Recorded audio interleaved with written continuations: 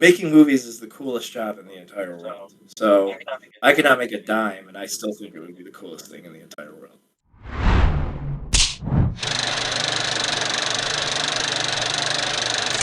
Welcome back to the Indie Spotlight Podcast, episode number 2. I'm your host, Samuel L. Fronsman, and on this show, I want to help pull back the curtain and discuss the process of independent filmmaking for taking the brightest and most talented individuals in the industry and bringing them on this show to talk about some of their projects and their process as a filmmaker.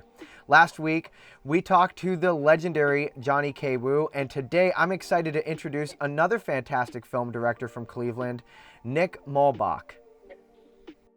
Hi, everybody. It's great to be here. Fantastic. Wow. Thank you. All kudos to everybody else who's out there making movies. I mean, Johnny is a person I have learned so much from. So just happy to be here. Thank you. Absolutely. So, Nick, can you tell the audience just a little bit about yourself for those who might not be familiar with your work?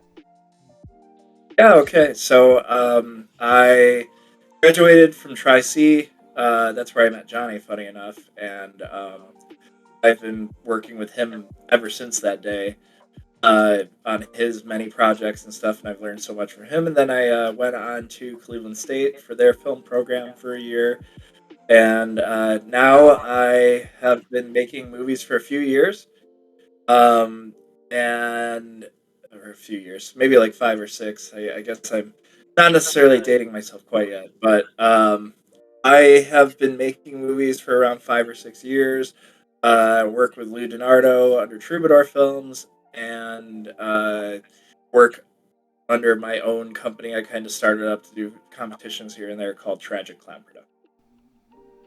Awesome. So, I know that you've recently just released your newest feature film, Calendar. So, what can you tell the audience a little bit about the plot of that movie? Yeah, so Calendar, written by Lou and directed by myself.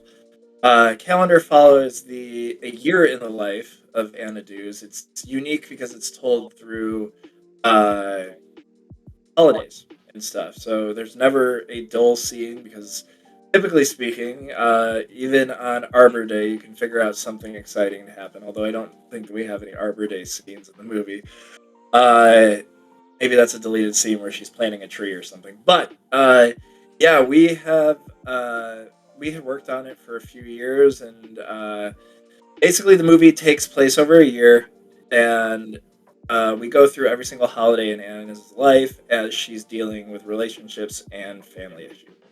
The movie is currently streaming on Tubi. I figured I'd throw something interesting on in the background. And it's also streaming on Amazon Prime for buy and rent. And like I said, we're just really lucky to be able to have worked with the people that we did on it, and it was an awesome experience. Awesome. Yeah, I showed my mom and my grandma last week for Thanksgiving. After we had our dinner, we ended up putting on Calendar, and it was fun getting to show them, and then saying, hey, if you like in the opening scene, I'm like, hey, I'm under that bar right now. You don't see me, but I'm under that bar with the boom mic. Yeah, this was the first project that we were able to work on with our illustrious, amazing filmmaker host, Sam, and he did a great job, and it was fantastic to just it was the first feature film where I truly was lucky enough to have an actual crew behind me. There were days on a Shattered Diamond where we had people and they were awesome, and there were days on a Shattered Diamond where it was literally me wearing all the equipment. I have photos of uh, rap days with me having the sound and the camera on a gimbal with me. So, like I said, it was amazing to have such an amazing and talented crew behind. Yeah, that's really awesome. I'm glad you're kind of bringing up the crew, and I can say I remember those days too of being the one man crew.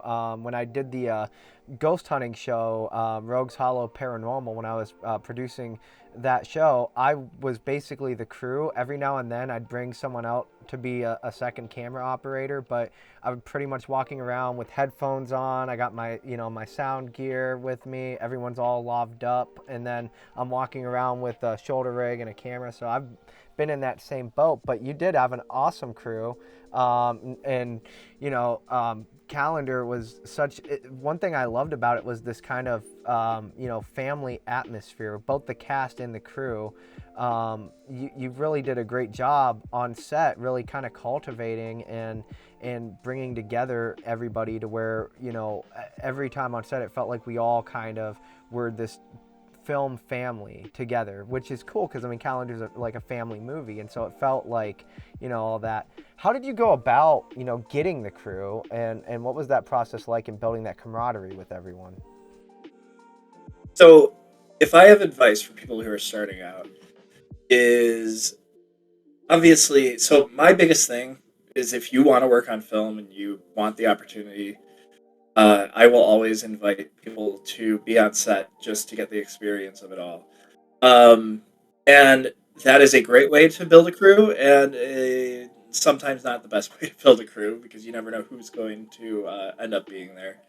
Um, but this was a culmination of short films and people who have worked with each other. I know that you had worked with Andrew previously, um, and Andrew had brought you in for Calendar, and Andrew had worked on us, I think, two shorts at that point with us. Carly, I had known from college, and we had remained good friends and wanted to bring each other into projects that we were working on. And fortunately enough, I had one that needed a script supervisor, and she was awesome for the job. And it's all about who you meet. I have been fortunate to be able to work on projects with Johnny, and Johnny has some of the best crew that you could ever work with. So, being able to work with those people again was amazing as well. Then there's Kuzo. The story between Kuzo and Lou will always make me laugh. We were at a mixer for the 48, and they made eye contact with each other from across the room, and the rest is history. Then they became friends, and we have been working with him ever since. And it's been just an amazing process getting to know people. But those people that consistently want to come back and just have fun with the process of making a movie are always the best people to be around when it comes to the actual filmmaking process. Not only do they do good at their job, but they relieve a lot of the stress that ends up coming along with things. So I couldn't recommend it enough. Yeah, absolutely. I think that's something too that across when I've been making In the Hands of Fate is both with the crew and then also with some of the actors. It's like I've met a lot of people that it's like I'm planning my next movie. I know who I want to bring on the team. I know who I want my DP to be. I know who else I want to bring on camera. I know who I want to have sound. I know makeup. And I know who I want to cast. And so it's really cool when you build that kind of close family friendship dynamic. But I think the biggest kind of I think really cool aspect of the way that Troubadour Films functions and works is the partnership between you and Lou. And I know you guys are really, really close friends and have been for some time. How did that kind of develop over the years and form that partnership? And what's kind of like your roles within that, within Troubadour? Yeah, so I have been fortunate enough to know Lou since he was a freshman in college. He was a freshman in high school, and I was a senior in high school. And he was full of ideas, and I always thought that that was an amazing attribute to have because I was full of ideas, but I had a hard time actually getting them to paper. He did not. So he wrote a movie that won't see the light of day in the form that it was actually written in, but maybe one day we'll see a completely reworked version of it as a feature film that's already been written. It's just when we actually get around to making it. But uh, he he had recruited me to be a part of the project, and it just didn't end up taking off or anything like that. And then he was an extra in my Star Wars fan film, uh, which was a whole can of worms as is. Very different experience. It was not meant to be a feature length film, and you can debate as to whether it actually was. I mean, it's an hour and 7 minutes or so. I consider that for it being a Star Wars fan film, I would say that's but it was a lot of work. At the after party, I had told Lou, because I had fan films on the brain, that if I ever made a Batman movie, that he would be my Penguin. And he did not like that at all because he associated Penguin with Danny DeVito. I'm like, no. He looks a lot like a young Alfred Molina who played Doc Ock in Spider-Man. And if you look at old pictures of Alfred Molina, you will understand what I am saying. I will send it to you afterwards. It's amazing. You have to. Yeah. But that's who I always envisioned should play the Penguin. I think that he just had the right look for it and stuff. So at the end of the after party, I tell Lou, if you ever write a movie, we will make it. Really? Like, yeah. Plain and simple. If you ever write a movie, because I know you have the ability, we will make it. And starting that night, he ended up writing our first feature film, A Shattered Diamond. And we haven't looked back. We always looked at our relationship as Elton John and his writer, where his writer would end up, writing all the music or writing the lyrics, and then Elton would put music to it. So that's kind of where Troubadour Films ended up coming into play, because Lou would write and I would help with directing, crew, and stuff like that. And he has a keen eye for costumes and acting. So it was a match made in heaven, and he's one of the many people that I am fortunate to own these projects with. My friend Matt Thomas, we came together to make the Star Wars fan film, and he's a frequent collaborator as well. I just think that, like, you never know how talented your friends are until they uh, put forth that amazing effort, and I'm just grateful, like I said, to be a part of it. Yeah. Um, Whenever you find someone like that, I mean, it's something that's really special. That's where, like, I'm very fortunate that I have, kind of my film family. But similarly, a really close friend of mine who you've met, Brandon, he was an extra on Calendar, and he, yeah, he was the pimp, and he was wearing a white mask down in the basement. But he wrote a short film. He's been trying to get into writing, and he wrote a short film that I read it, and I was so blown away by his writing on it that I said, "Look, I'll help get the team together. I'll produce this for you, and I'll let you direct it since it's your baby." And he just kind of wants me there on set, kind of like as more or less his first AD on it, and executive producer of the project. And so we're gonna be getting that rolling off the ground. It's a thriller. I can't say exactly what it's about because I don't want to spoil it, but it's cool when you find someone like that, someone you've known for years, and then you find, they have this talent, they have this passion, they're interested in something to get into it. But something else you talked about was A Shattered Diamond, and I wanted to touch on that a little bit because Calendar being your second feature film, how have you grown as a filmmaker? How have you grown as a director between A Shattered Diamond and Calendar?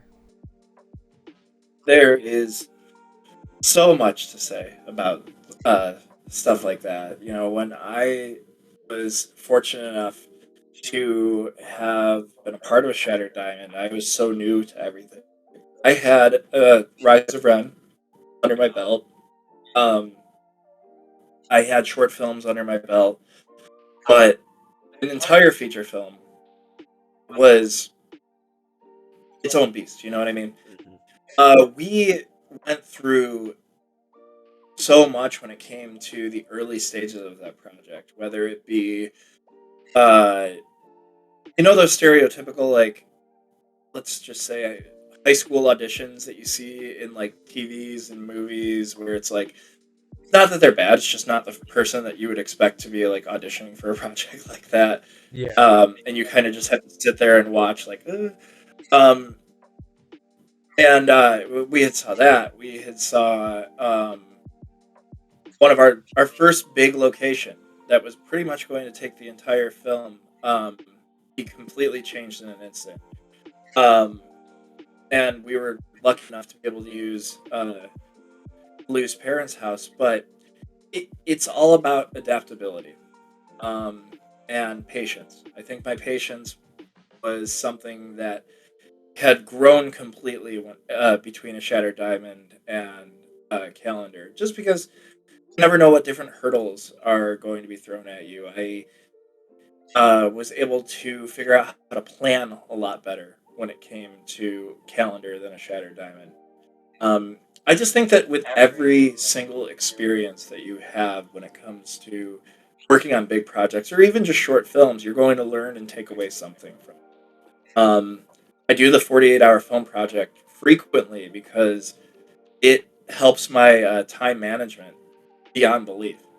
Um, so anything that you can basically take away, uh, working with actors between or Shattered Diamond and Calendar was completely different experience for me.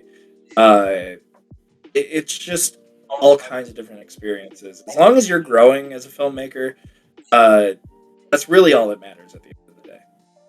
Yeah, I totally agree. And um, something that you said really speaks volumes to me, and kind of the way I look at everything now is you'd mentioned that you had like, oh, I had some short films under my belt before Shattered Diamond, but then, features its own beast. And that's what I'll say with Within the Hands of Fate, that I found out like very much right off the bat, was scheduling all those days, balancing everything, and keeping everyone on the same page across that length of time. And then you got to, I mean, one thing I don't think a lot of people think about is your the continuity. You don't want to break continuity in that time, so you got to like make sure that you remember all the small details of what was this character wearing in this scene, and to keep that consistent.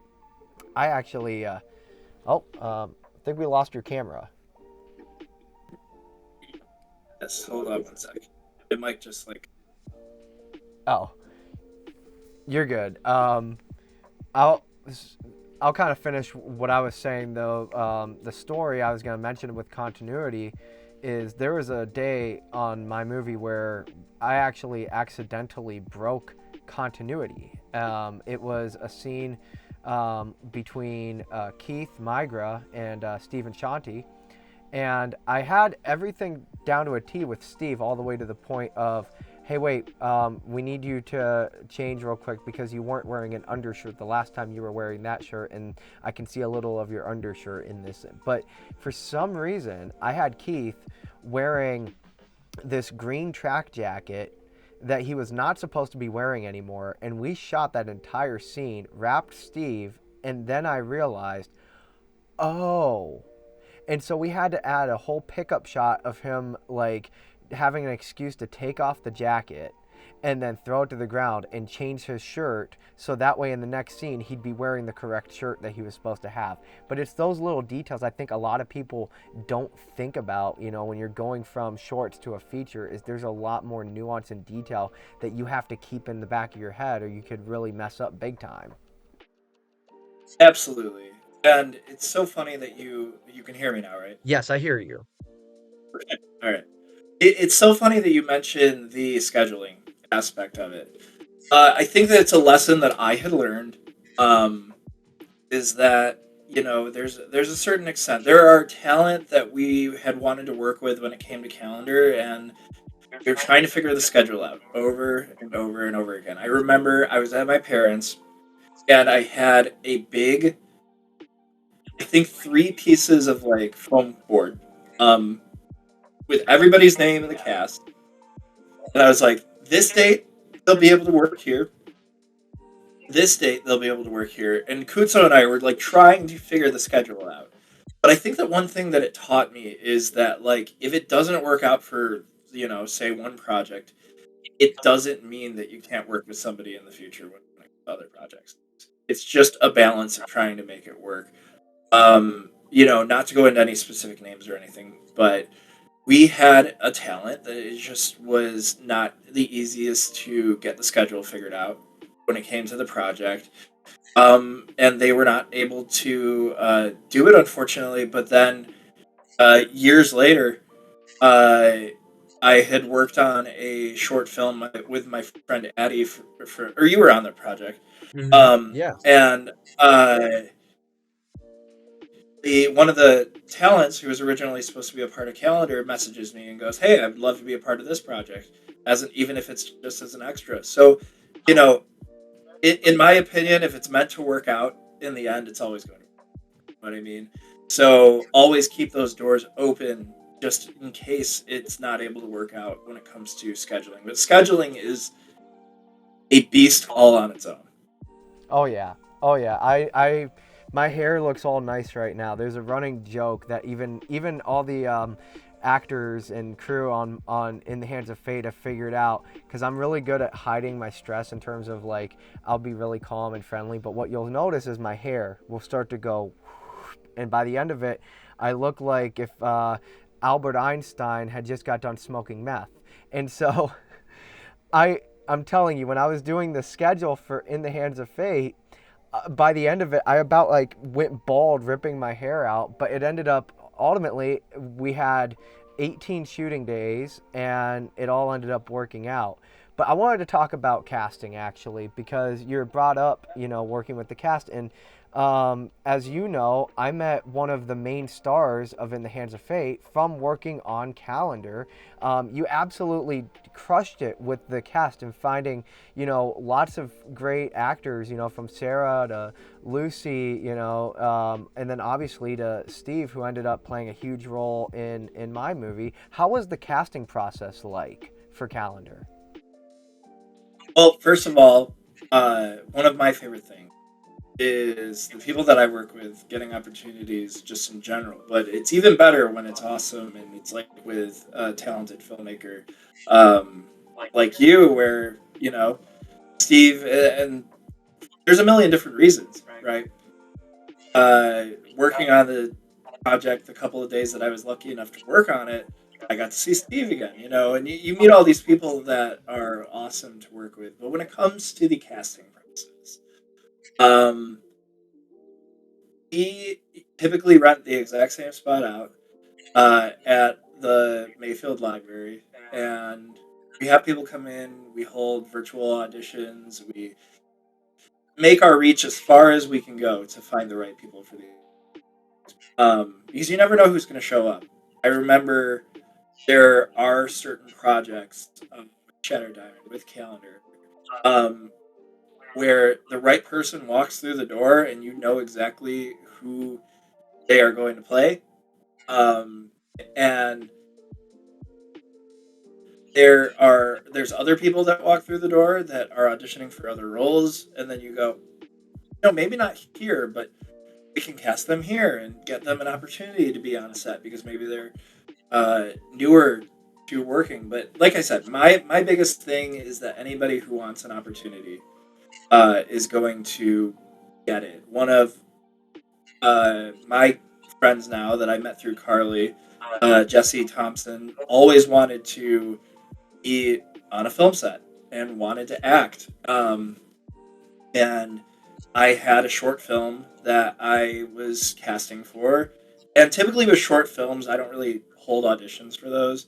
I just kind of, if there's a role that I'm like desperate to fill, I kind of just reach out on Facebook and go, hey, this is what we're casting for. If you would be interested in being part of it. Sometimes it's just kind of first come, first serve. Sometimes I look for people to maybe like read a piece of the script.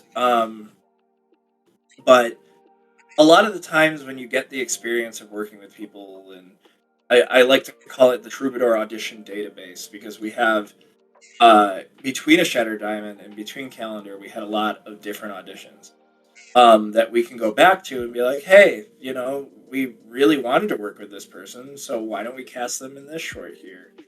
Um, it can be different for every single project. Um, One of the newest projects that I'm working on called Everyday Dread. It is a horror anthology series where it puts a slasher villain, the same slasher villain, into uh, different everyday scenarios. I'm working on that with my friend Tim Valenti. Um, and for that, we have a lot of friends that are in the theater space.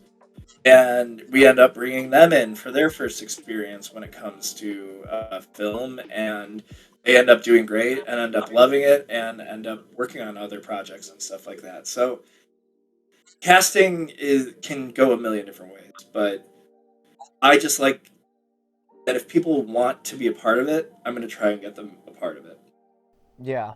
Oh yeah, I totally agree, and that's kind of like how I ended up getting a lot of the extras in the Hands of Fate was, I had all the main parts filled, but I needed, Jeremiah needs a cult, so I know a lot of people that are interested that want to just get involved, get on set, get some of that exposure, and then at one point there was like a couple of where they were still kind of extras, but I guess you can't. They get a name now as a named character in the credits because I would give them like a line of dialogue. One of the guys that ended up playing one of Rocco's henchmen, he said, "Hey, I want to I want to try out to be a gangster," and he sent me just a few different headshots where he looked like he walked off the set of The Sopranos by the way he was dressed, and I was like, "Hey, I don't just want you to be a gangster. I need you to also, I'm giving you a cheesy action movie one-liner that I want you to say." So now, in the scene, he shoots somebody who you'll be interested to see who he shoots. It'll be a familiar face. But when he shoots that person, he cocks the shotgun and goes, "Sayonara, you filthy bastard." And so now he gets the get in the credits. And what's cool is that because he's also a professional wrestler, I decided to name his character the name of the wrestler, his wrestling gimmick. So it says, John Kathleen as the bouncer.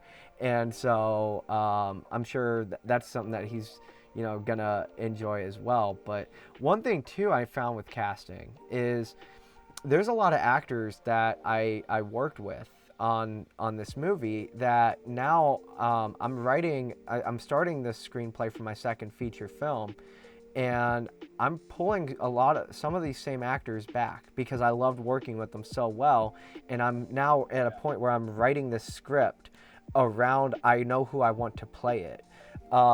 Is that something that you kind of see in the future for any projects you and Lou have of kind of like writing characters with people in mind? Yes, actually. I won't go into any details, but if there was a Troubadour Films universe, the next feature film that we're going to be working on will just have callbacks and nods. So, like, it won't be one of those situations where, like, you need to watch a certain movie in order to be like, oh my gosh, I understand what's going on in the film. But, like, if you have watched our projects before, you'll know exactly who they are and exactly who they're playing. Some of them will be more named than they actually will just be like cameos and stuff like that. I remember distinctively reading the script and texting him as I'm reading the script that he wrote. Let me just say this: there was like this patch where we were trying to figure out what was going to be like the next thing that we were going to be working on, and I got home from work one day and there was a script just sitting on my desk, and I was like, oh, well, okay, this is it. He had been writing something that I didn't realize that he was writing, and it's great. And I'm excited to eventually like announce what's going on with that. But there is a character from A Shattered Diamond. I will just leave it at that. And which I mean, there's like 7 people in the cast of A Shattered Diamond, so maybe you'll even be able to figure it out from there if you've watched it. But like, the character says a line in this new movie that me as the person who like directed this person, I go, oh my gosh, I remember when she said something similar to that, and now you can see that this character made it in that regard. Um, but yes, so bringing people back is something that I enjoy doing, it falls into the category of there are certain people that you ignore that. There's an ad playing in the background. But this video is not sponsored. But no, it just kind of like depends on the person. I fall into be casting people in shorts a lot. I think that, like I said, not holding auditions for those makes it a lot easier to see roles and just be like, oh, I could see this person playing the role. Or Jessie with the 48, she had worked on, this would have been her second one in a row that she worked on. And then uh, Kutso and I had made a short film that eventually I will release that is called Solitude in the Sky. And that was the first project that I had ever worked on with her. So I have a tendency to cast the same people when it comes to sports. I think that when it comes to features, you just never know who's going to walk through the door, right? We have had some amazing auditions um, that have, again, just, or we've worked with some amazing people just because of what they brought to their audition. Um, I see auditions, again, as just an opportunity to find new people to work with. Um, yeah, we do like recasting people. Awesome. Yeah, I gotta say, some of the people that came into audition for In the Hands of Fate, one thing that you said earlier that like really spoke to me was someone walks in and you just already instantly right off the bat like, yeah, I see you as this person. I had that happen, and I talked to her about it. Like once we were like filming the movie, I said, by the way, every single actress, not to, I told her not to boost your ego too much. However, every actress that came after you in the audition for that character, I held to a standard of, yeah, I mean, she was good, and I'd like to work with her in the future, but she wasn't you, you know, like, so I kind of, I've been there before as well. One thing that I love. We had that situation with a certain actor that you might have casted in your movie who might be behind me. Yep, yep, yep. There he is. Yeah. Oh yeah. Well, honestly, I cast Steve as Rocco the day I met him on set for Calendar. Literally the day that I met Steve, that same day, he and I were out at the road having a cigarette together, and I said, "Hey, I have this movie called In the Hands of Fate that I'm writing," and he was right off the bat. He was like, "Yeah, I'm interested in that. Send me that script. I'll read it." And sure enough, I sent it to him, and next time I talked to him, he just went on and on about how much he loves this script, how much he really loves the story, and he's like, "Yeah, I can't wait to be Rocco. You can call me Rocco now every day you see me." And so he was like super pumped. So Steve's absolutely terrific. One thing I want to talk about, keeping on the subject of acting though, is working with your actors and directing them, and getting that performance that you want. From one director to another, what's your process like in terms of directing talent? Oh gosh, that is a very good question. It's different for everybody. Um, it depends on what I want to get out of them. You know, Lou and I like to meet, like get breakfast or lunch with the, not even like necessarily like everybody through the supporting cast. We tried to do that with everybody in the cast of Calendar. We did it with the people in A Shattered Diamond. One thing that I like to ask those talents is, where do you see your character after this? And I'm not saying that because, we need to make a sequel with that character, right? I'm trying to understand where they're coming from, so if their vision matches what I'm thinking, we can get that character to that spot. Um, as far as on set, it just kind of depends. I'm collaborative, right?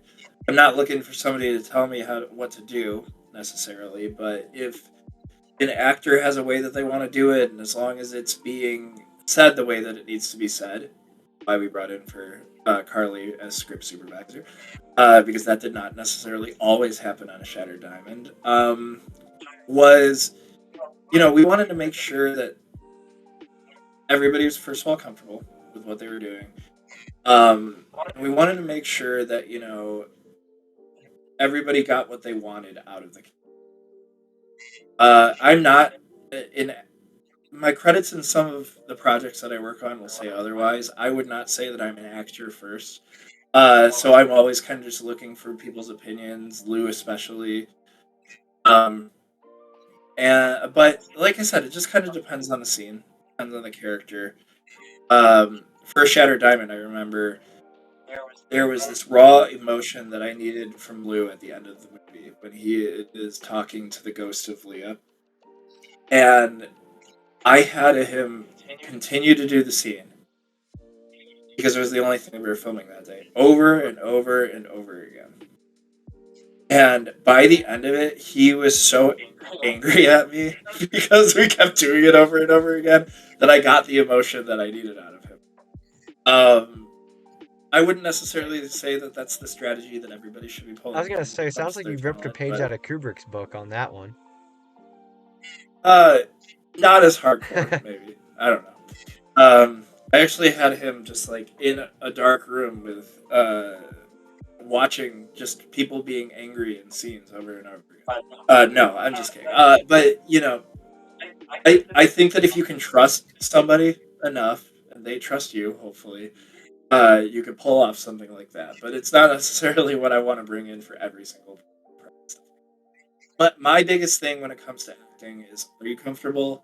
Are you happy with the direction that your character is going? And how do you see the character getting there? Uh, you know, you can take whatever I say, and we will go from there.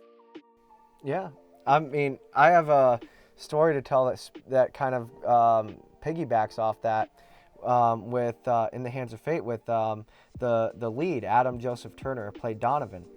He actually had sent me this monologue that he wrote that he asked me.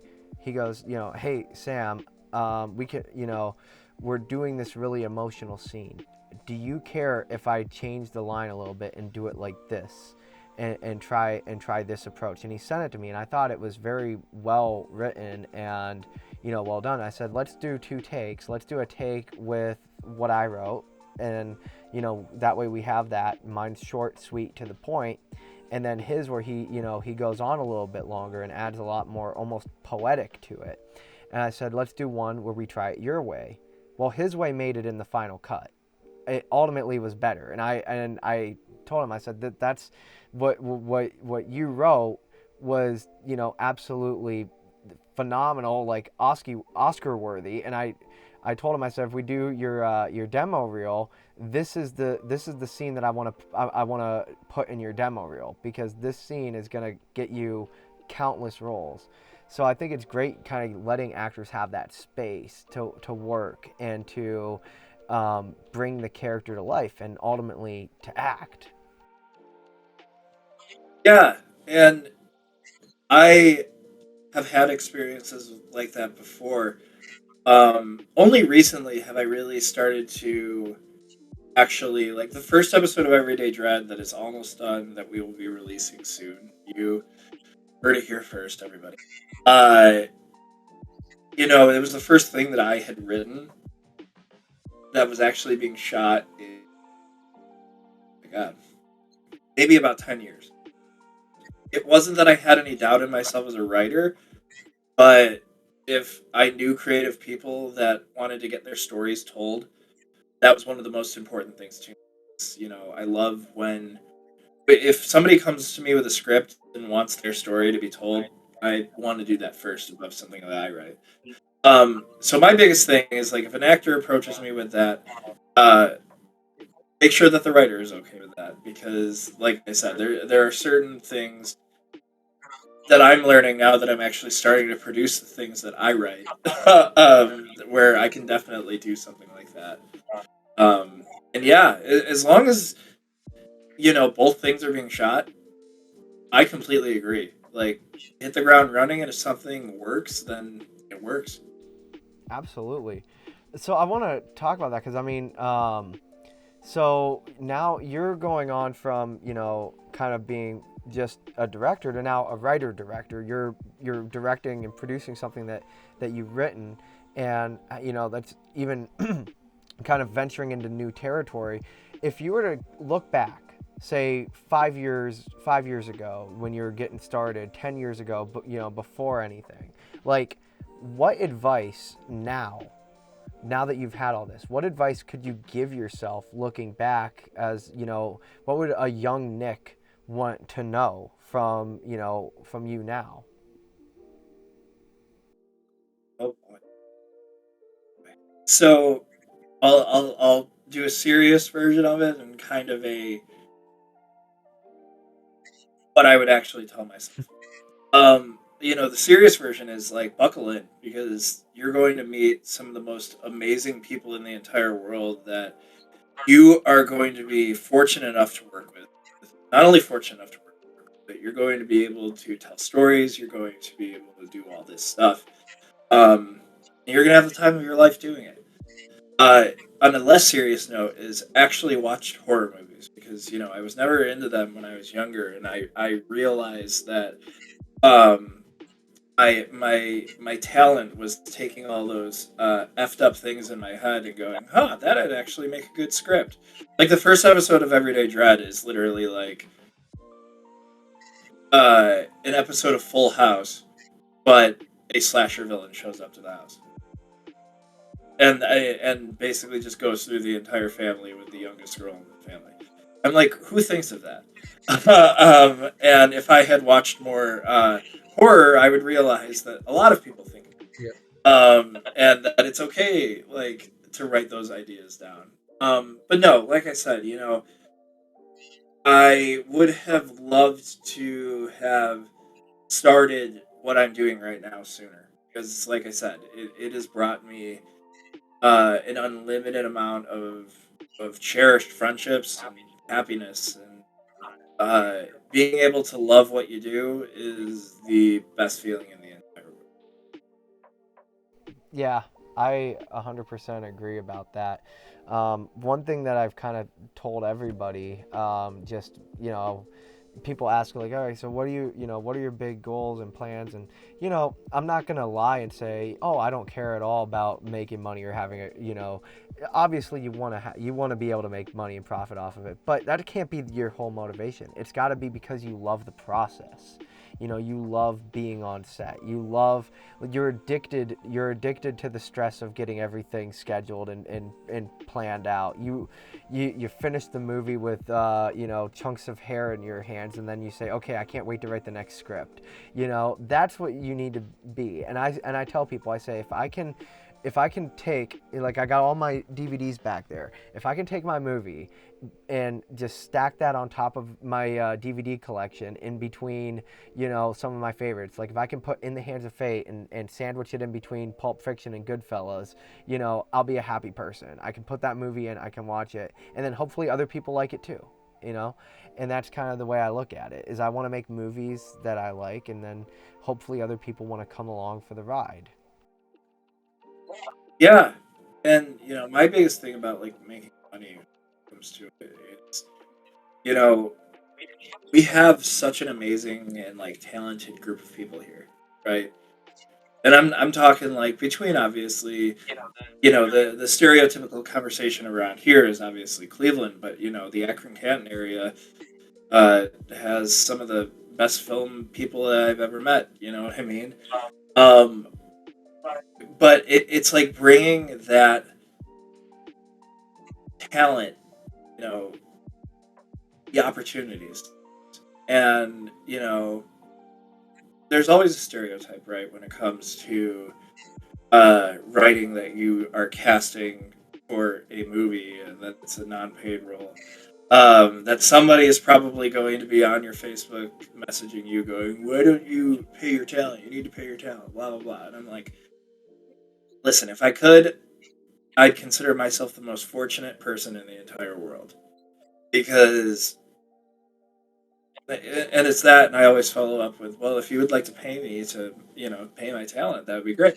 I'm just kidding, but it's just like it's a conversation to be had that you just want everybody who uh, is a local talent to just be able to continue to do it all the time, and that's my biggest goal. Is if people want to make movies, let's make them, and why not get paid for them, obviously. But that's down the line, and it's a goal for the future to be able to make money, just to be able to continue to do it, Yeah. right? Not that it needs it, but like if you want to sustain and be able to work with all the best talent that you possibly can, I see why people are always like, you need to make money, you need to make money. But like I said, making movies is the coolest job in the entire world. So I could not make a dime, and I still think it would be the coolest thing in the entire world. Exactly. Like I'm the same way. When I'm not making movies, I'm a substitute teacher, right? And so it to me it's like I'll find a way to, make a living and make money, but no matter what, if I never make a dime off of it and it's just I'm a weekend warrior, hobbyist on it, then so be it, like I I do it because I love to do it, and and like you said, like ultimately that's the goal. Is I want to have the budget to be able to, pay all the cast and pay all the crew, and that's ultimately where I want to be. And but at the time being, the fact that you and I are both very fortunate that we know so many awesome people that just have this drive and just have this passion, and it's the coolest thing in the world. And I love the fact that right here in Northeast Ohio, we have this very tight-knit community, because I mean, I could talk to you about like so and so that I know, and that person happens to know this person, and that person knows this person, and they know each other, and it's so cool. It's like almost like a small town atmosphere with everyone. For sure. Yeah. And I always say that it's a small world because, like, uh, you had mentioned that, like, Heather's short film is going to be screening at And They Had the Fate, right? And I watched the trailer for that, and my girlfriend Mary does a lot of local theater, and there's her costume designer, who's also an actress who's acting in the film. I'm like, it's just what a small world that we live in. That like everybody who, if there is a want, there is an opportunity for everybody. Oh yeah. Well, one of the actors that's going to be in that short film too, James L. Edwards. We all call him. He goes by Lonnie. That's what the L stands for. But he's actually, I found out, really good friends with. I was telling you about Brandon. Brandon's coworker at Lowe's that might be coming to the premiere, because Brandon's in the hands of fate. He goes, oh, I was talking about Lonnie. He goes, wait, what's his full name? I said James L. Edwards. He goes, oh my God, my friend Brian from Lowe's is like really close friends with him, and so we got to talking about it. I'm like, well, now you can definitely tell him, hey, make sure you come to the premiere because your buddy's in the short film that's playing beforehand. Which, if you ever get a chance to work with James L. Edwards, you're gonna have a blast. He's one of the funnest people to work with on set.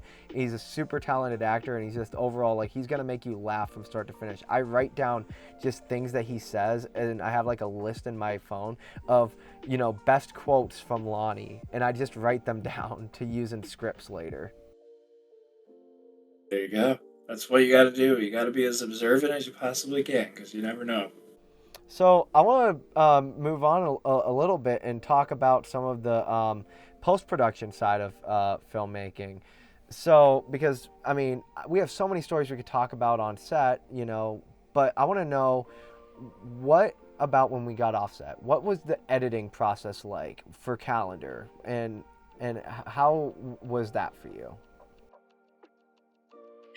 I didn't have gray hair until I started to work on film. No, I'm just kidding. Post production is one of my favorite things when it comes to making movies. Um, it's amazing to be a part of a film from start to finish, but it is even more amazing to me when you break it down to see the movie come together from start to finish when it comes to post production, because that is a whole nother ball game right there. Um, for Calendar, it was I think that is another reason why, you mentioned earlier, what did you learn as a director, but between A Shattered Diamond and Calendar, it was almost like, what did I learn as an editor? Because when it came to editing A Shattered Diamond, it took way longer than I needed to necessarily. There was a very unfortunate thing that happened while I was at the end of editing Shattered Diamond, called the pandemic, that made me just so happen to be in my bedroom working on stuff all the time. Oh my gosh, maybe I should edit a Shattered Diamond here. Maybe I should edit a Shattered Diamond there. Probably had about like 10 new versions of the movie. And at that point, I'm just editing and editing and editing. And it's just like unnecessary. So, I set a limit for myself as to how long I wanted to take when it came to the post production. You want to give it the tender love and care that it deserves, but at the same time, you don't want to take too long when it comes to editing it, because you overthink like crazy. Um, for it being a grounded family film, you wouldn't have thought that there would needed to have been as many special effects as I had edited for it. Whether it be fireworks or editing a new sky into the Thanksgiving scene when they're looking up at it. Because the original sky was just literally, we were filming, I think, that scene maybe like between December and or November and December, and there's a lot of dead trees in the background. Like it felt more like we should have been filming it in front of a green screen, and Ray can say, "I've never seen so much green before in my entire life," because uh, it did not look good. So I basically had to go in and edit a new sky into it, which was a completely different experience. Because green screens exist, but did you know that light blue, gray screens also Mm-hmm. exist? Because that was just whatever the color of the sky was. Um, but yeah, post production wise, it's probably my favorite thing about film. Um, Motivation wise, it's the most difficult thing about film, because if you're the only one working on it, you're not around all these amazing people all the time. And you actually have to saddle up and sit down and actually, work on the edit of a film. And as much as I love it, it can also just be tedious, and it can be. You could be sitting there working on the exact same scene for hours and hours and hours, and then you're like, oh gosh, why am I doing this to myself? Um, but like I said, for Calendar, it was pretty seamless. Um, the scene coming up here, funny enough, as I could just point to the background and be like, well, this was actually a decision that I made here. Uh, the Halloween scene should have been shot, at nighttime. We shot part of it during the day, so I had to go around the scene where Sarah's walking through the house, and she looks back at Nick, and basically just edit the drapes over the window so it didn't look like it was so bright outside. Mm-hmm. Um, things you learn when it comes to filmmaking and decisions that you want to make is invest in as much cinefoil as you possibly can to block your windows out. Um, because your mom's drapes probably are not going to be enough to block that big old ball in the sky. Uh, but eventually we did actually wait it out and filmed outside, and the nighttime scene ended up being one of my favorite shoots because it was just so funny. My parents' house is on a busy street, and you never know true confusion when there's a man dressed up as Elton John punching a guy dressed up as Raggedy Andy in the face. Oh, Raggedy Ann is inside of a car. Um, and there's pumpkins being projected onto the house. I mean, the neighbors had to be really confused as to what was going on, but they've seen enough from me when it came to my movie making that I would hope that maybe they would understand. Um, yeah, post production is a beast, and there's so much that goes into it. Like I said, it's my favorite thing when it comes to me. Yeah, it's fun. I have a method that I go with my post production, and this is kind of how I tackle, and it's been that way since I've been doing shorts all the way to now. I'm so excited to edit that the moment that I get home from a shoot, I'm already like getting on my computer, putting everything in Adobe, and I'm already putting together a rough cut, which is nice because by the very end of we wrap shooting, I pretty much already have the rough cut done. Now I'm just fine tuning everything. But like what you said, you can go on and keep editing the same thing over and over and over again. And I'm glad I was able to give you a laugh. I know you had to stay on the Halloween scene for so long, so you got to hear me. I'm a cow. Probably I don't know how many times. Yes, Sam was dressed up as a cow. We had like so many just random costumes that we needed for that scene. Some like characters that we had created. Somebody was dressed up as Ray's liver and onions, which was so funny. Lou was dressed up as Billy Joel on the cover of Cold Spring Harbor, which is an album that nobody knows that Lou and I absolutely love. Um, and I will say, so like a little side tangent here. We were at Kohl's. I don't remember what we were looking for. Lou and I were at Kohl's, and I'm looking around, and completely out of season, there is a T-shirt that just says, "This is my costume." And I look at him and I go, "This is making it into the movie somehow." Because like, why is it out in like June? First of all, is the real question. I mean, I guess October's right around the corner when it comes to June, but I'm just like, this is the most random find. Somebody needs to be wearing this T-shirt because it's so funny. Um, that scene was a blast. We had like 40 extras in my parents' house. We filmed in the upstairs and had to like make the scene look like a dance club and stuff like that. It was just really cool. Yeah, it was a lot of fun, and I'll tell you what, you don't know how giddy with excitement I was that you wanted more costumes because I had like went to like a discount sale of a Halloween store that was like trying to like lose their inventory, and I bought all these like ridiculous cheap costumes that I was like waiting for the opportunity. So the moment that you said, "Yeah, we could use some more costumes," I'm like, "Don't worry, I got you. I've been waiting for a use for these." You bring the you brought the beer mug, Yeah, I right? had the beer mug costume as one of Yeah, them. yeah. Um, I think Brandon was wearing that. no, I think I put through Brandon in the pimp costume. Somebody else I think had the beer mug. It's so funny that you say that because I don't remember. I think that Lou and I had found like the disco costumes. And I think that the second that we found them, we knew Carly and Kuta were going to be wearing them.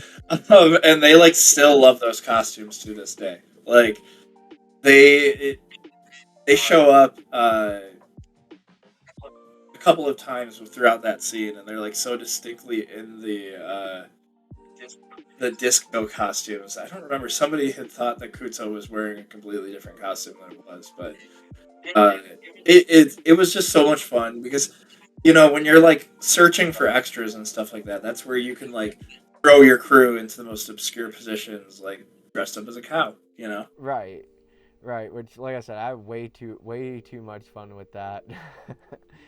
So I wanted to talk about one more thing before we kind of start closing out the show, and that's distribution. So you've done very well in terms of getting both a Shatter Diamond and Calendar out on streaming platforms.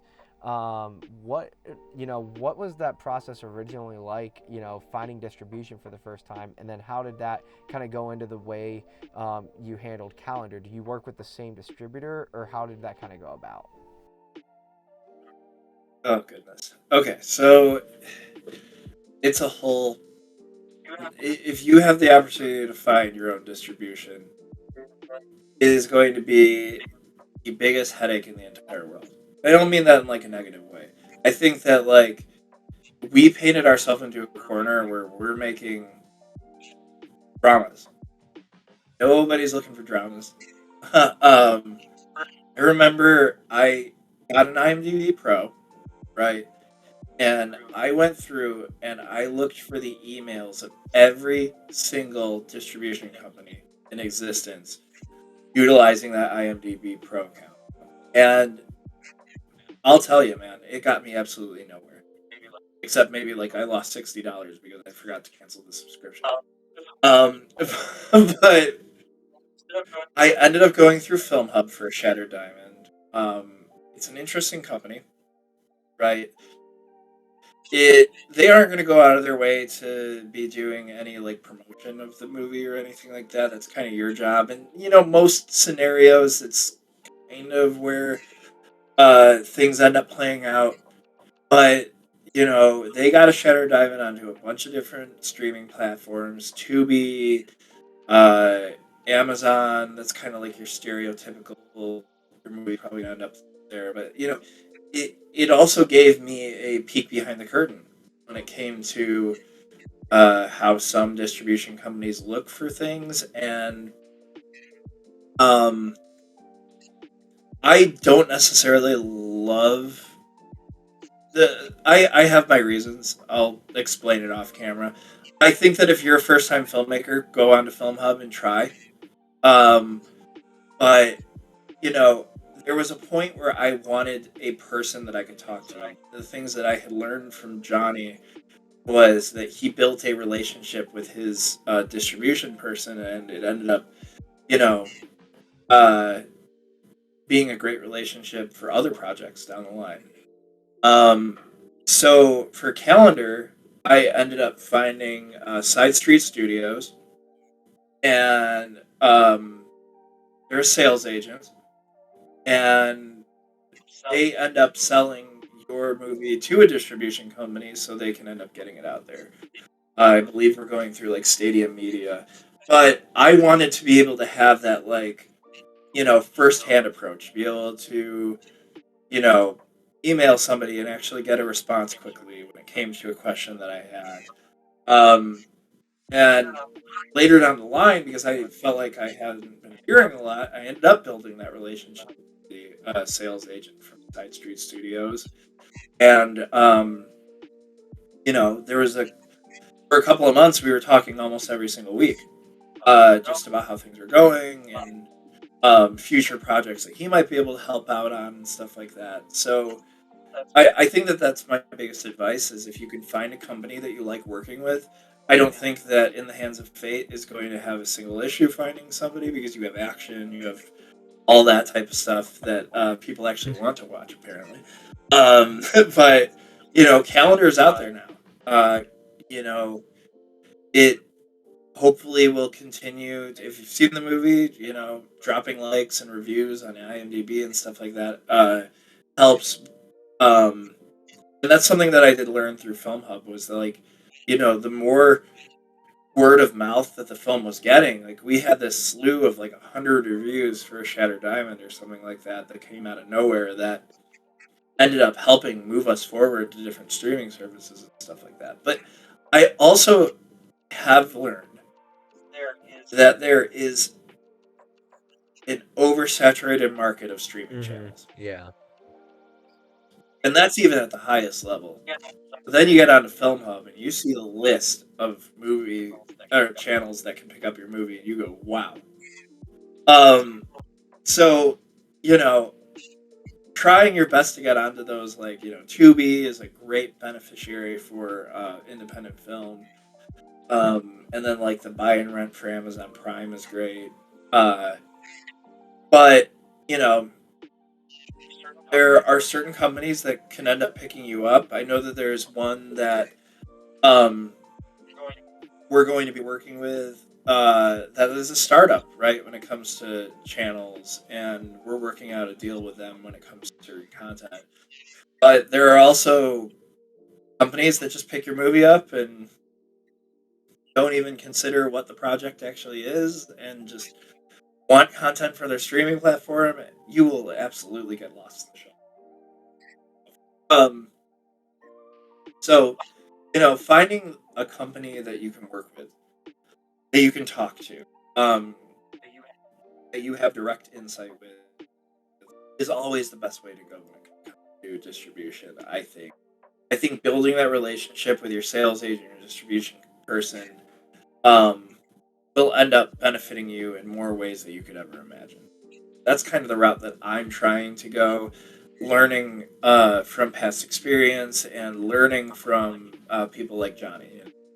Yeah, I mean that's kind of like what Johnny said on the podcast as well about the distributor that he's worked with, and then he even mentioned how Andrew works with that distributor as well, the same person. So um, yeah, I mean I think that's really cool. It's it's me right now. I'm in that point where I'm about ready to venture into that territory, and that's like the out more than anything the biggest aspect of a feature film that I haven't had the experience in, because I had all the practice on making short films of, okay, well, I know how to write the script, I know how to storyboard, I know how to shot list, I know how to, when I'm on set, how do I light the scene, what camera angle to use, working with the actors, all that, everything. But then when it was done, I just, all right, I submit to a few festivals, hit publish on YouTube, bada boom, bada bang, we're all done, right? No, not this time. And so now it's kind of going down that territory, and there's so many horror stories about horrible distributors, and I'm glad like on the last episode when Johnny was talking about if they try to lock you into a 10-year deal, no. If they try to like hit you with all these net expenses and all this other crap, no. Walk away from that, because there's so many predatory distributors that I've read about, and I'm like, oh my gosh, I don't want to fall into this category. They're just looking for money, and they will take your project and they'll milk it dry, and then you will see, here's your penny that you get from it. Right, it's like horrible. They'll be like, well, we can't actually pay you anything because you actually technically still owe us money because yeah, because we have expenses. We have we have a $50,000 marketing expense. It's like, what? I'm like, great. That means more people should be watching my movie. And we should be able to cover that cost if you're paying that much for Yeah, marketing, you right? think, but yeah, it's It just, why are you redoing my poster? I gave you one that works perfectly fine. That was something that was nice about working with Side Street, was they just looked for the deliverables, and they looked for you know, what I had done, and I delivered them the poster with many different forms of the poster, and they were able to work with that. Um, I think that like finding a distributor that isn't going to necessarily change the name of the project. I think that I was fortunate when it came to calendar, um, and changing like the poster and stuff like that. That's a whole other horror story thing all on its own.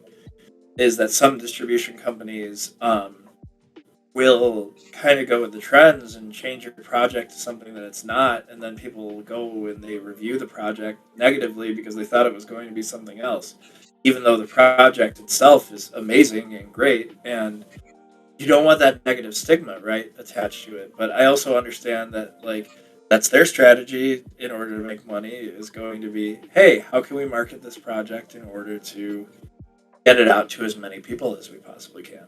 yeah, and so it's like you understand their business of it, but at the same time, we're on the other end. We gotta look out for our side of the business on it, and you know, depending on what they wanted to make the poster. I mean, I don't know. I've designed like 4 different posters for In the Hands of Fate, where I'm at a point where, and there's one I really love, the newest one I put out, where I have all the animated versions of all the characters. I love that one so much that I would almost be offended if somebody was like, "Yeah, I'm designing it differently. I'm gonna do this poster." I'm like, "You crushed my soul." But I'd be curious. I don't even know what Well, they're. here's what I will say about that. You know, we have our pride, right? I have a tendency to design all of our posters. Troubadour, for my own projects, I do it all. I love designing posters. But at the same time, what's going to sell more? Is it going to be a poster with X, Y, and Z from an independent film in Cleveland on it, or is it going to be a person with a gun testing their hands of fate? I don't know. You understand where I'm coming Right, from right. there. Um, like one of the most interesting experiences that I have had was just seeing some of the filmmakers get their projects name changed and poster changed, and like I said, it steers the viewer into a different direction that they don't expect, and then they get a negative review, but it has nothing to do with the actual project itself. The actual project itself is great. It's just setting people's expectations. Right. Yeah, I've seen it too, and on the flip side, I've seen instances where it actually ends up being an improvement in terms of, getting more people to watch it. And then if it doesn't, I think there's a line. Like I feel like if it changes it, but it doesn't like set up somebody's expectations to where it's like trying to like market off of some kind of trend that it has nothing to do with, but it actually still fits what the movie's actually about, I think it can work. I've seen where they've. Well, and I was gonna say I've sorry, seen where sorry. they've done that. Yeah, and you know, you and I, we're gonna like go out of our way, and we see something on Tubi, like with your, you know, part or animated design, or the poster that I had designed for Calendar with Sarah and like all the colors and different stuff like that. And we're gonna go, huh, that's an awesome independent film. Like I can't wait to see it. And then there's gonna be people who are like, are gonna be looking at that, are gonna be like, oh, well, The Mask is also on here, and I'm more familiar with that. It's the unfortunate thing with independent film is that, like, there are absolutely amazing and brilliant talent and projects that are out there that aren't going to be viewed just because people don't know who they are. And that is why I find Tubi to be amazing because their library is just so vast. But there's so many independent films on there that you're gonna find a gem that you didn't even know that you were looking for, and you're gonna want to go back and watch that all the time. And I think that that is like what our hope is as independent filmmakers is, you know, our project is eye catching, our project is awesome, and it deserves to be watched by the whole world, right? Yeah, it's hard finding that audience and finding the right person to actually click on it, to actually give it a chance. That's what I hope to do with. It's a balance. It is, and it's where the indie spotlight is, where I try to, I people have asked me about like, oh, would you ever review like something like this, or like, and they'll talk about like a popular movie, and I'm like, no, everyone else is doing that. Why would I? I want to I want to review the movies that are being made by, smaller independent filmmakers that, I know. And most of the time, it's a lot of the people that I work with here in Ohio. Like, I've reviewed or, I've done the spotlights for your movies, for Shattered Diamond and for Calendar and Johnny's stuff. And You know, Coming from that smaller independent filmmaker, it is very, very, very appreciated. What you do is awesome. I know of a lot of people like Kyle Haynes. He was in Calendar as well. Um, Go out of their way to like talk about that independent film and give a review to it and stuff like that. And it is so appreciated because, like I said, all it takes is one person to be searching around on YouTube, and they find your indie spotlight and go, "Oh my gosh, I need to check that film out." So, like I said, it is very appreciated what you're um, doing, and I am very grateful to be a part of this right yeah, here. well, yeah, and I'm very honored to have you on the show. Like I said, there's like people right off the bat, like you, Johnny, my buddy Richard. I'm gonna be getting him on, and there's also some people I'm gonna be talking to.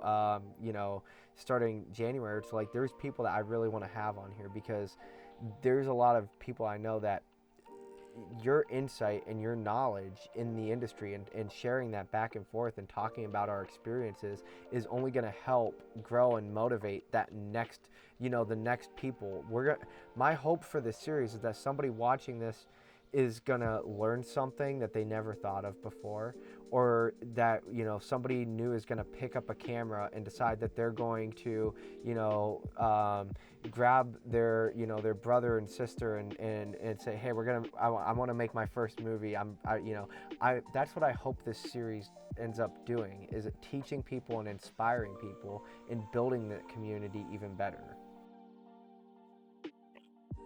Yeah, no, and it's a great thing, my friend. And I appreciate being on here. Absolutely.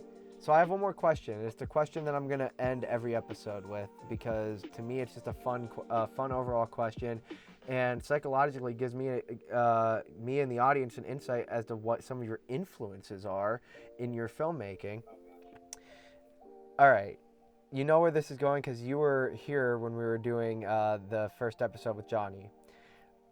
All right, you're on a desert island, and you have three movies. Yes. Yep. You have three movies. You can watch the rest of your life. What three movies are you bringing and Oh my why? gosh. Oh, wait, wait, wait. Okay. So, Clerks. It's the greatest independent film ever made. Um, and it's an inspiration to me, and it should be taught in school as to how you can take a chance on yourself and something great and amazing in a career. Um, Uncut Gems. It's the greatest modern. Yes, I love that movie to death. Um, and I just think that the twists and turns. I have severe anxiety already, so if you can imagine throwing me into a situation of watching a movie like that with that anxiety, is I don't know why I enjoy it so much, but and then I'll throw a modern classic in. Something that I watched recently that I'm going to watch forever is The Substance. I think that The Substance is the best movie of the year, the best body horror film that I have ever seen, and I know that it's going to be a controversial opinion, um, but it takes those like obscurest types of stories that I love and flips it on its head. It's either that or it's going to be Terrifier because I'm a clown and I love clowns. Um, and I'm kind of a big fan. Oh Um, yeah. of all things, especially clown related right now. Oh yeah. Um, if I'm gonna be picking a horror film, I guess I'm gonna pick like Terrifier or Terrifier 3. Okay.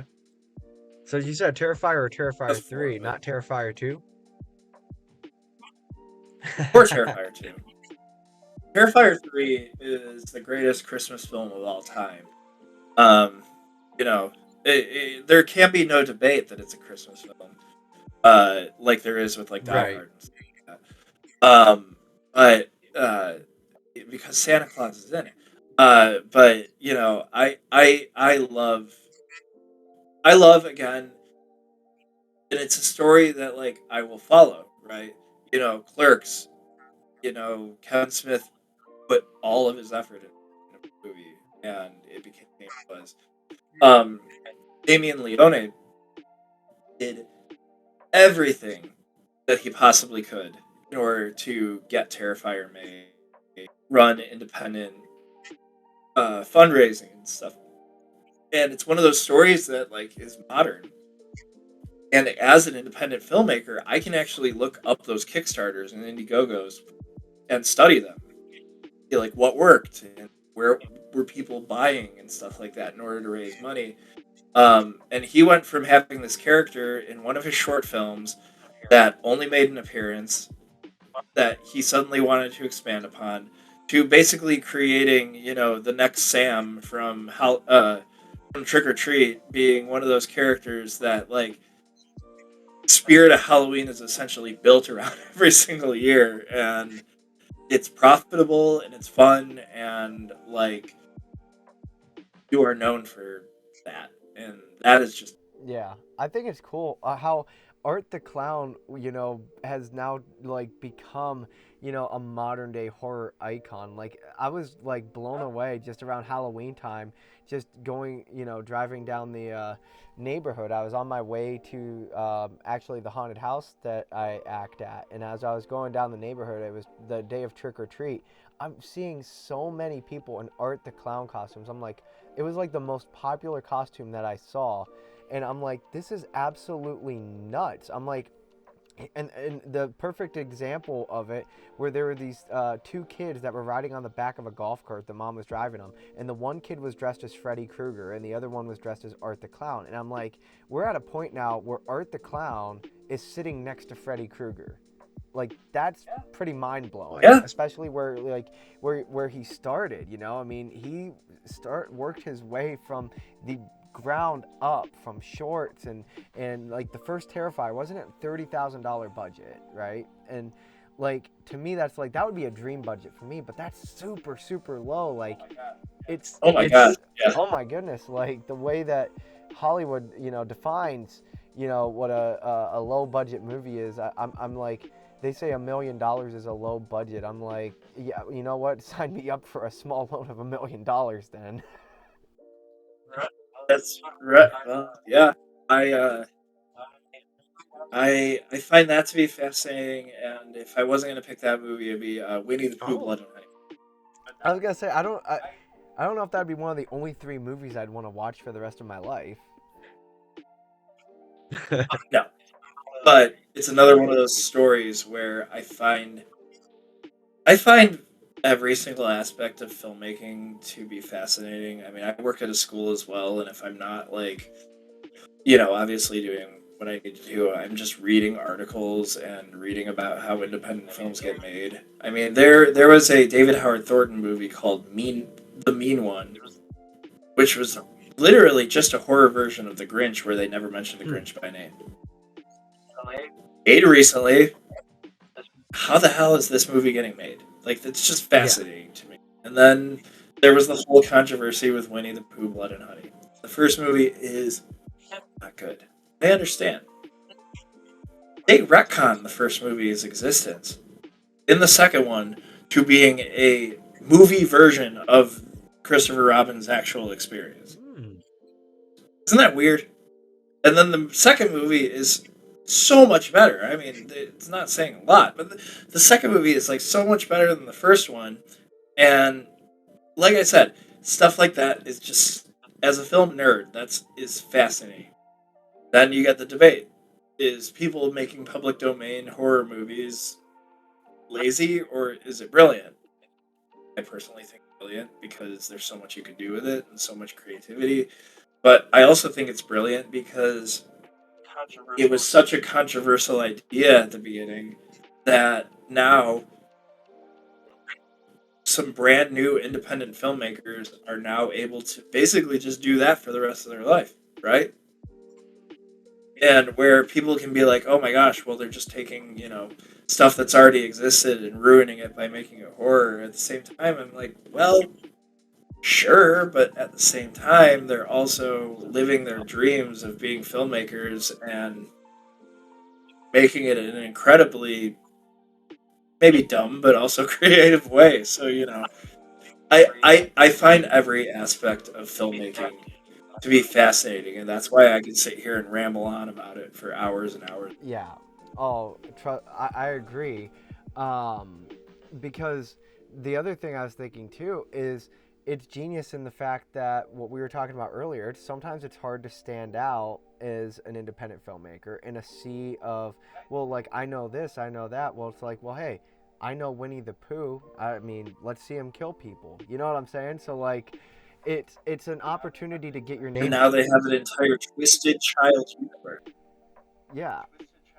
The Twisted Child universe is a thing, and we're getting an Avengers-style movie called Pooniverse that is going to have all these characters culminating together into one Avengers-styled horror film. What the heck am I talking about? It's like, Well, yeah, and it's like, is like weird and crazy, and what are they thinking? Ideas it might sound. It's attracting attention, and really, once you can grab that attention and say, hey, we've done this, then you can now jump in and do something new, and you've already got their attention now, and then you do something new, and maybe what you've done, the goofy campy stuff, but maybe now you're going to tackle something more serious, and then now people are going to actually be more willing to give it a chance because they actually know your name now.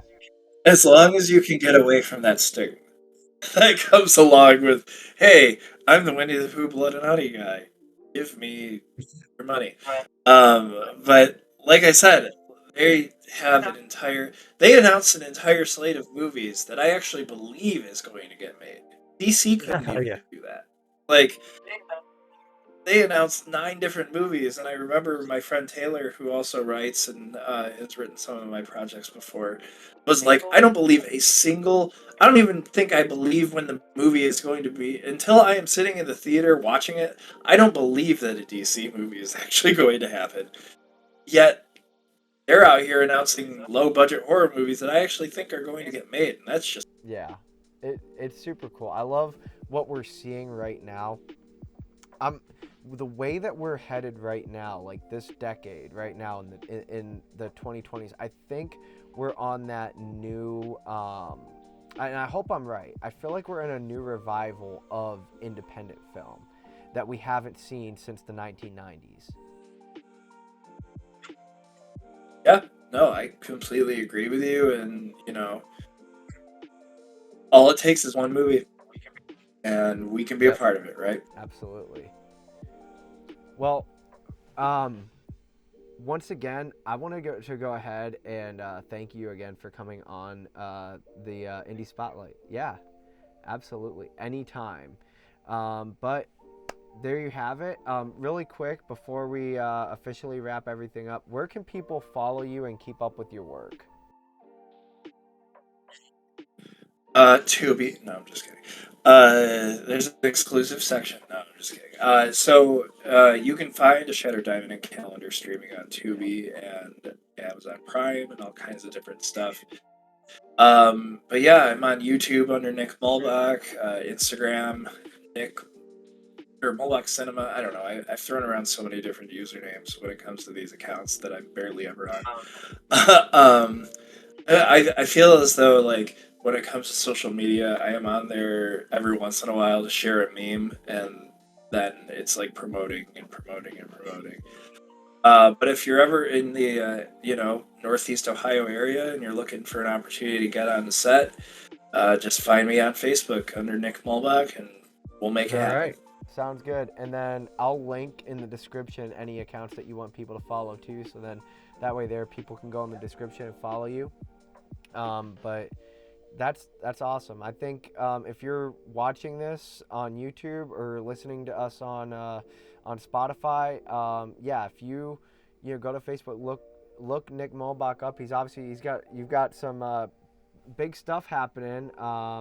The horror series, I'm really excited to watch that.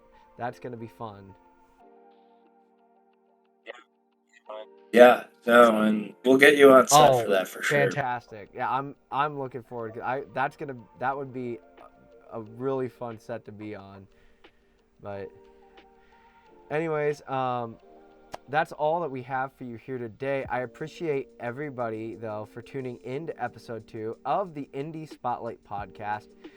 Hey, if you're enjoying this content and you want to learn more about independent filmmaking, be sure to give us a follow for more episodes.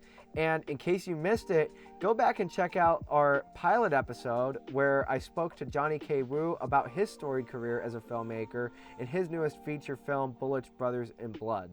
Anyway, guys, until next time, as always, that's a wrap.